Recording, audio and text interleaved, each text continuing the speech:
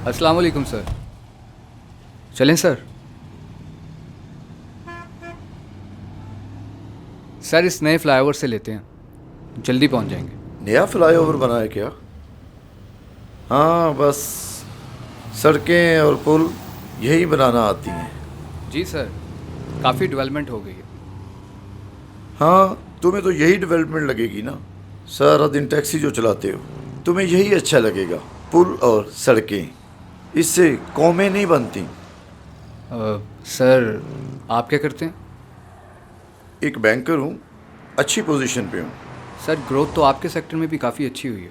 हमारा GDP rate 5 साल में 3 से 5.5% पर गया और इन्फ्लेशन रेट 7.8 से कम होकर 3.8% पर।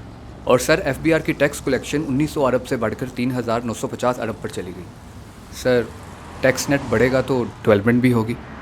और सर सबसे ज़्यादा इंडस्ट्रियल ग्रोथ है सर, 1.2% से 5.13%। तुम्हें ये सारा कुछ कैसे पता चल जाता है यार? सर ये है ना, ये आजकल सब बताते हैं, चाहे तो आप भी सर्च कर लें। सारा दिन टैक्सी चलाते हो और सर्च के लिए तुम्हें टाइम मिल जाता है? सर वोट देता हूँ ना, तो नज़र भी रखता हूँ।